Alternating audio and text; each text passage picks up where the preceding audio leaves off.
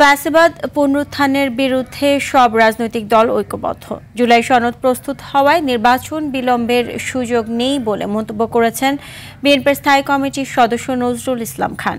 দলটির স্থায়ী কমিটির সদস্য আমির খসরু মাহমুদ চৌধুরী মনে করেন, যারা নির্বাচন বাধাগ্রস্ত করতে চায় তারা দেশ ও গণতন্ত্রের শত্রু। রিপোর্ট করছেন জাহিদ রহমান। রাজধানী নীলক্ষেতে আইসিএমএবি মিলনায়তনে সাবেক মন্ত্রী বিএনপির ভাইস চেয়ারম্যান মরহুম আব্দুল মান্নানের পঞ্চম মৃত্যুবার্ষিকী স্মরণ সভার আয়োজন এটি। এতে অংশ নিয়ে দলটির স্থায়ী কমিটির সদস্য আমির খসরু মাহমুদ চৌধুরী বলেন, গণতান্ত্রিক প্রক্রিয়ার মধ্যে নতুন কিছু যুক্ত করতে হলে তা সংসদের মাধ্যমে আনতে হবে। কিন্তু আসলে পার্লামেন্টারি প্রক্রিয়ার মধ্যে সবকিছু নিহিত আছে, আপনি এটাকে কাজে লাগাতে হবে।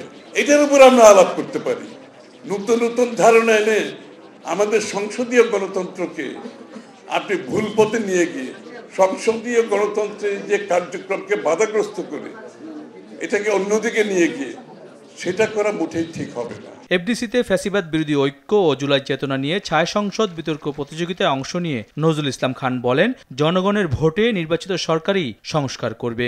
আমাদের দলগুলোর মধ্যে যে দূরত্বই থাকুক না কেন, এরা কেউই অগণতান্ত্রিক দল না, এরা সবাই গণতান্ত্রিক দল এবং সবাই বোঝেন যে গণতন্ত্রের বাহন হলো নির্বাচন।